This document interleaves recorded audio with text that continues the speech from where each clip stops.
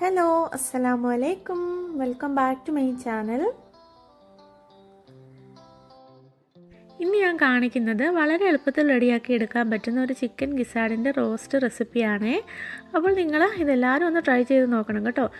Chicken ഗിസാഡ് കിട്ടുന്നവരെല്ലാവരും ഈ recipe ഒന്ന് try ചെയ്ത് നോക്കണം. തീർച്ചയായിട്ടും നിങ്ങൾക്ക് എല്ലാവർക്കും ഇഷ്ടപ്പെടും. അപ്പോൾ ഇതെങ്ങനെയാണ് റെഡിയാക്കി എടുക്കുന്നതെന്ന് നോക്കാം. അതിന് മുന്നേ ചാനലിൽ ആരെങ്കിലും പുതിയതായിട്ട് വന്നവരുണ്ടെങ്കിൽ പ്ലീസ് ഒന്ന് സബ്സ്ക്രൈബ് ചെയ്ത് സപ്പോർട്ട് ചെയ്യണേ.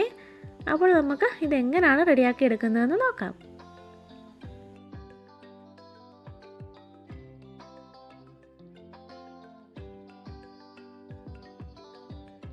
അതിനായിട്ട് ഞാനിവിടെ 1/2 കിലോ ചിക്കൻ്റെ ഗിസാഡാണ് എടുത്തു വെച്ചിരിക്കുന്നത്. നല്ല കഴുകി വൃത്തിയാക്കി വെച്ച 1/2 കിലോ ചിക്കൻ ഗിസാഡ്.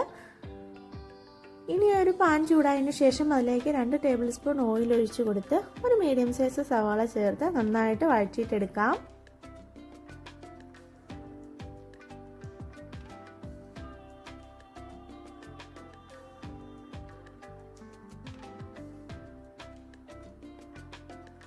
സവാള ഒന്ന് വാടി വരുമ്പോഴേക്ക് ഞാനിവിടെ ഒരു 2 ടേബിൾ സ്പൂണ് ഇഞ്ചിയും വെളുത്തുള്ളിയും കൂടെ ഒന്ന് ചതച്ചിട്ടതാണ് ചേർത്ത് കൊടുക്കുന്നത്. നിങ്ങൾക്ക് പേസ്റ്റാണ് ചേർക്കാൻ ഇഷ്ടമെങ്കിൽ അങ്ങനെ ചേർത്ത് കൊടുക്കാം. ഇനി അതെല്ലാം നന്നായിട്ടൊന്ന് വഴറ്റിയിട്ട് ഇതൊക്കെ ഒന്ന് ബ്രൗൺ കളർ ആകുന്നവരെ നന്നായിട്ടൊന്ന് മിക്സ് ചെയ്ത് കൊടുക്കാം.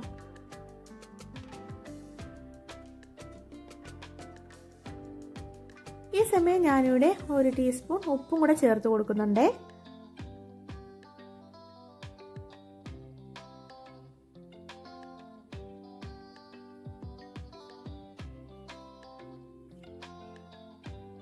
ഇപ്പോൾ ഇവിടെ സവാളയൊക്കെ നന്നായിട്ട് വഴന്നു വന്നിട്ടുണ്ട്, ബ്രൗൺ കളർ ആകാൻ തുടങ്ങിയിട്ടുണ്ട്. ഈ സമയം നമുക്ക് ഇതിലേക്കുള്ള മസാല ചേർത്ത് കൊടുക്കാം. 1 teaspoon Kashmiri chilli powder, 1/2 teaspoon മഞ്ഞൾപ്പൊടി,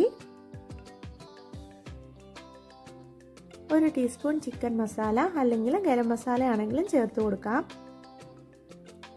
1 ടീസ്പൂൺ മല്ലിപ്പൊടി. ഇനി ഇതെല്ലാം കൂടെ നന്നായിട്ട് ഇതിൻ്റെ പച്ചമണമൊക്കെ മാറി വരുന്നത് വരെ മിക്സ് ചെയ്ത് കൊടുക്കാം.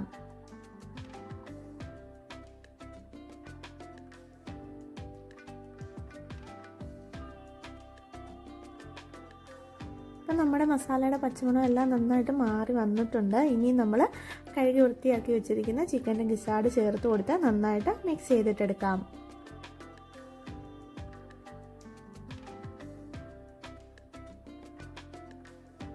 നമ്മുടെ നാട്ടിലാണെങ്കിൽ ചിക്കൻ ഗിസാഡ് ഇത് തന്നെയായിട്ടൊന്നും കിട്ടണമെന്നില്ല. എന്നാലും പുറത്തുള്ളവരൊക്കെ ഇത് കിട്ടുമ്പോൾ ഈ രീതിയിലൊന്ന് ട്രൈ ചെയ്ത് നോക്കണേ. നല്ല ടേസ്റ്റി ആയിട്ടുള്ള റെസിപ്പിയാണേ.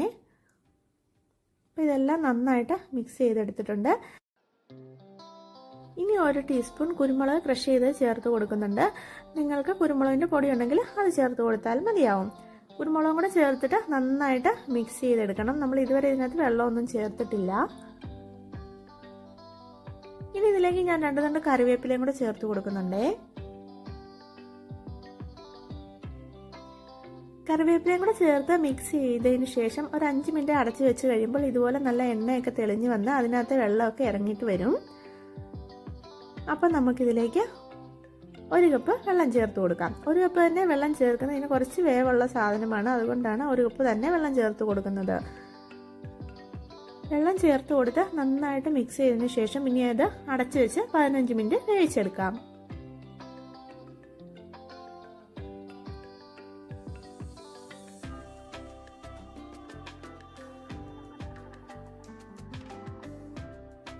പതിനഞ്ച് മിനിറ്റ് കഴിഞ്ഞ ശേഷം തുറന്ന് നോക്കുമ്പം ഏകദേശം നന്നായിട്ട് വെള്ളമൊക്കെ വറ്റിയിട്ട് നല്ല പാകത്തിന് വെന്തിട്ട് വരും.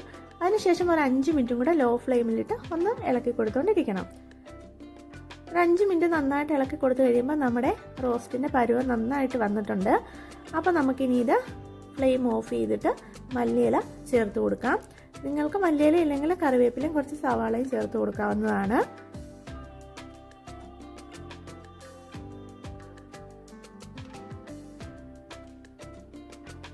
മല്ലിയിലയും കൂടെ ചേർത്ത് നന്നായിട്ട് മിക്സ് ചെയ്തതിന് ശേഷം നമുക്കിനി ഇത് സെർവിങ് പ്ലേറ്റിലേക്ക് മാറ്റാം. ഇനി നിങ്ങൾക്ക് ഇത്രയും അങ്ങോട്ട് ഡ്രൈ ആകണ്ടെങ്കിൽ ഇത്രയും വെള്ളം വറ്റാനായിട്ട് വെയിറ്റ് ചെയ്യണ്ട. അല്ലെങ്കിൽ ഇനി കുറച്ചുകൂടെ ഡ്രൈ ആയിട്ടാണ് വേണമെങ്കിൽ ഈ ഒരു ലോ ടു മീഡിയം ഫ്ലെയിമിൽ ഇട്ടിട്ട് ഒന്നുകൂടെ കുറച്ച് നേരം ഒരു 5 മിനിറ്റും കൂടെ ഒന്ന് നന്നായിട്ട് ഇളക്കി കൊടുത്താൽ മതിയാവും. ഇനി നമുക്ക് സെർവിങ് ഡിഷിലേക്ക് മാറ്റിയിട്ടുണ്ട്. അപ്പോൾ കണ്ടാൽ നല്ല കളറോട് കൂടി നല്ല ഭംഗിയാണല്ലേ, കാണുമ്പോൾ തന്നെ കഴിക്കാനായിട്ട് തോന്നുന്ന ഒരു കിടിലൻ റെസിപ്പിയാണിത്. എന്നാൽ വളരെ പെട്ടെന്ന് തന്നെ അധികം ഇൻഗ്രീഡിയൻസ് ഒന്നും ഇല്ലാതെ പെട്ടെന്ന് തന്നെ റെഡിയാക്കി എടുക്കാൻ പറ്റുന്ന ഒരു റെസിപ്പിയാണിത്. അപ്പോൾ നിങ്ങളെല്ലാവരും ഒന്ന് ട്രൈ ചെയ്ത് നോക്കണം. എല്ലാവരും നല്ല ചിക്കൻ ഗിസാർഡ് കിട്ടുമ്പോൾ നിങ്ങൾ ഈ റെസിപ്പി ഒന്ന് ട്രൈ ചെയ്ത് നോക്കുക. എല്ലാവർക്കും തീർച്ചയായിട്ടും ഇഷ്ടമാവും.